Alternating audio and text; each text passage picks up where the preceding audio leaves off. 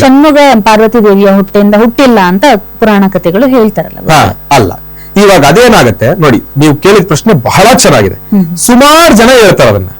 ಇಲ್ಲಿ ಅದೇ ವಿಚಾರವಾಗಿ ಅನುಗುಣವಾಗಿ ಒಂದು ಪೌರಾಣಿಕ ಹಿನ್ನೆಲೆ ಇದೆ. ಏನಪ್ಪಾ, ತಾರಕಾಸುರ ಎಂಬತಕ್ಕಂತ ಒಬ್ಬ ರಾಕ್ಷಸ.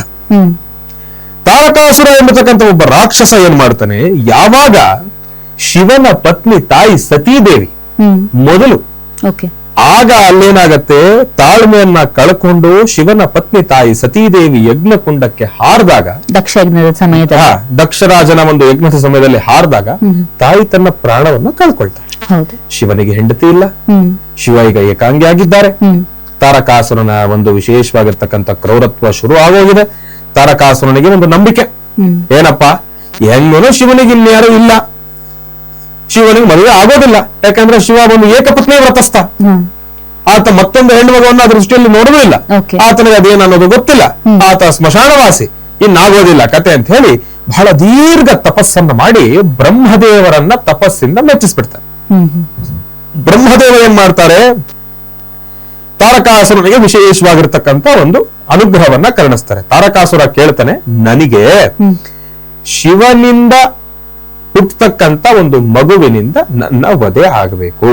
ಈ ಯಾವ ಆಲೋಚನೆಯಲ್ಲಿ ಶಿವನಿಗೆ ಮದುವೆ ಆಗಲ್ಲ, ಶಿವನಿಗೆ ಹೆಂಗ್ ಮಗು ಹುಟ್ಟುತ್ತೆ? ಸತಿದೇವಿ ಆಗ್ಲೇ ಇಲ್ಲ, ಮದುವೆ ಆಗಲ್ಲ ಅನ್ನೋ ಮದುವೆನೇ ಆಗಲ್ಲ ಅಂತ ಮಗು ಹುಟ್ಟಲಿಂದ ಬಂತು. ಆ ಒಂದು ಅಂಧಕಾರದಲ್ಲಿ ರಾಕ್ಷಸ ಏನ್ ಮಾಡ್ಬಿಡ್ತಾರೆ, ಒಂದು ವರವನ್ನ ಕೇಳ್ತಾನೆ. ಬ್ರಹ್ಮನೂ ಕೂಡ ವರವನ್ನೇನೋ ಕೊಡ್ತಾನೆ. ಕೊಟ್ಟ ಮೇಲೆ ಹೇಳ್ತಾನೆ, ನೋಡಯ್ಯ, ಒಂದು ಜೀವಿಯ ಜನನ ಇದೆ ಅಂತಂದ ಮೇಲೆ ಆತನಿಗೆ ಮರಣನೂ ಕೂಡ ಹೌದು. ನಿನಗೆ ನಾನು ಅಮರತ್ವವನ್ನ ಕೊಟ್ಟಿದ್ದೇನೆ ಅಂತಂದ ಮಾತ್ರಕ್ಕೆ ಎಲ್ಲವೂ ಕೂಡ ನೀನು ಅಂದ್ಕೊಂಡಂಗೆ ಆಗತ್ತೆ ಅಂತಲ್ಲ, ಇದು ಕಾಲಚಕ್ರ. ಆ ಸಮಯ ಬಂದಾಗ ಅಲ್ಲಿ ಮತ್ತೊಂದು ವಿಶೇಷವಾಗಿರ್ತಕ್ಕಂಥ ವಿಚಾರ ಹುಟ್ಕೊಳ್ಳುತ್ತೆ. ನೀನು ಏನೇ ಅಮರತ್ವ ಪ್ರಾಪ್ತಿ ಆಗಿದ್ರು ಕೂಡ ಅದಕ್ಕೂ ಒಂದು ಅಂತ್ಯವನ್ನ ಆಡ್ಲಿಕ್ಕೆ ಭಗವಂತ ಇನ್ನೇನೋ ಒಂದು ಇಟ್ಟಿರ್ತಾನೆ, ನೀನು ಕಾಯ್ತಾ ಇರೋ ಎಂಬತಕ್ಕಂಥ ಒಂದು ವಿಚಾರವನ್ನ ಹೇಳಿ ತಾರಕಾಸುರನನ್ನ ಕಳಿಸನ. ಆತನಿಗೆ ಇನ್ನೇನು ಬ್ರಹ್ಮ ಏನ್ ಹೇಳಿ ಏನ್ ಬಿಡ್ಲಿ, ವರ ಅಂತೂ ಸಿಕ್ಬಿಡ್ತು, ಅವನ ಫಿಕ್ಸ್ ಆಗ್ಬಿಟ್ಟಿದ್ದ, ಸಾವಿಲ್ಲ ಅಂತ ಫಿಕ್ಸ್ ಆಗ್ಬಿಟ್ಟ. ಅಲ್ಲೇನಾಗುತ್ತೆ, ಈತನ್ ಯಾವಾಗ ಅದರೆಲ್ಲ ಆಲೋಚನೆಗಳು ಬರುತ್ತೋ, ಏನು ಭೂಮಿ ಮೇಲಿರ್ತಕ್ಕಂಥ ಎಲ್ಲಾ ಜೀವರಾಶಿಗಳಿಗೂ ಕೂಡ ಸಮಸ್ಯೆ ಮಾಡೋದು, ದೇವಲೋಕದಲ್ಲಿರ್ತಕ್ಕಂಥ ಎಲ್ಲರಿಗೂ ಕೂಡ ಸಮಸ್ಯೆ ಮಾಡತಕ್ಕಂಥದ್ದಾಗತ್ತೆ. ಆಗ ದೇವತೆಗಳು ಎಲ್ಲರೂ ಕೂಡ ಹೋಗಿ ಪರಮೇಶ್ವರನಲ್ಲಿ ಒಂದು ಪ್ರಾರ್ಥನೆಯನ್ನ ಸಲ್ಲಿಸ್ತಾರೆ. ಪರಮೇಶ್ವರನ ಪ್ರಾರ್ಥನೆಯನ್ನ ಸಲ್ಲಿಸೋ ಆ ಸಮಯದಲ್ಲಿ ಒಂದು ಕಡೆ ತಾಯಿ ಬ್ರಹ್ಮಚಾರಿಣಿ ದೇವಿ ವಿಶೇಷವಾಗಿರ್ತಕ್ಕಂಥ ತಪಸ್ಸನ್ನು ಮಾಡಿ ಪರಮೇಶ್ವರನನ್ನ ಮೆಚ್ಚಿಸ್ಬಿಡ್ತಾರೆ. ಪರಮೇಶ್ವರನಿಗೆ ಗೊತ್ತಾಗತ್ತೆ, ಸತೀದೇವಿ ಸತ್ತು ಮತ್ತೊಂದು ಜೀವವಾಗಿ ಈಗ ಪಾರ್ವತಿ ರೂಪದಲ್ಲಿ ನನ್ನ ಹತ್ರ ಬಂದಿದ್ದಾರೆ ಅಂತಂದ್ಮೇಲೆ ಪರಮೇಶ್ವರ ಆ ಒಂದು ವಿಚಾರವಾಗಿ ತಾಯಿಯನ್ನ ಮದುವೆನೂ ಆಗ್ತಾರೆ. ಎಲ್ಲವೂ ಕೂಡ ಆಗತ್ತೆ. ಒಂದು ಕಡೆ ಮದುವೆನೂ ಆಗೋಯ್ತು, ಇನ್ನ ಈ ತರ ಒಂದು ಹಟ್ಟಹಾಸ ಜಾಸ್ತಿ ಆಗೋಯ್ತು. ಎಲ್ಲ ಹೋಗಿ ಮತ್ತೊಮ್ಮೆ ಮದುವೆ ಹೋದಾಗ ಆಗ ತಾಯಿಗೆ ಒಂದು ಮಗು ಜನನ ಆಗುತ್ತೆ. ಯಾರು?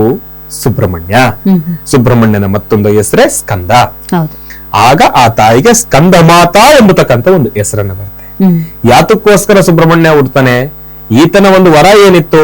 ಅಮರತ್ವ. ಅಮರತ್ವದ ಇಂದಿನ ರಹಸ್ಯ ಏನಿತ್ತು? ಶಿವನಿಗೆ ಹುಟ್ಟುವ ಪುತ್ರನಿಂದ ಮಾತ್ರ ನನ್ನ ವಧೆ. ಶಿವನಿಗೆ ಮಗು ಆಯ್ತು, ತಾರಕಾಸುರನ ವಧೆ ಆಯ್ತು. ಹಾಗಾಗಿ ಈ ರಾಕ್ಷಸನ ಸಂಹಾರಕ್ಕೆ ತಾಯಿಯ ವಿಶೇಷವಾಗಿರ್ತಕ್ಕಂಥ ಮತ್ತೊಂದು ಅವತಾರ ಸುಬ್ರಹ್ಮಣ್ಯನ ಜನನದ ಹಿಂದಿರತಕ್ಕಂಥ ಒಂದು ರಹಸ್ಯವೇ ದೇವಿ ಸ್ಕಂದ ಮಾತಾಳ ಅವತಾರ. ಇದು ಇದರ ಇಂದಿನ ಒಂದು ಪೌರಾಣಿಕ. ಎರಡೂ ಶಕ್ತಿಗಳು ಸೇರಿ ತಾರಕಾಸುರನನ್ನ ವಧಿಸ್ತಾರೆ. ಸ್ಕಂದ ಮತ್ತೆ ಸ್ಕಂದ ಎರಡೂ ಶಕ್ತಿಗಳು ಸೇರಿ ಇದನ್ನ ಆತನ ಒಂದು ಕಾಲವನ್ನ ಮುಗಿಸ್ತಕ್ಕಂಥದ್ದು.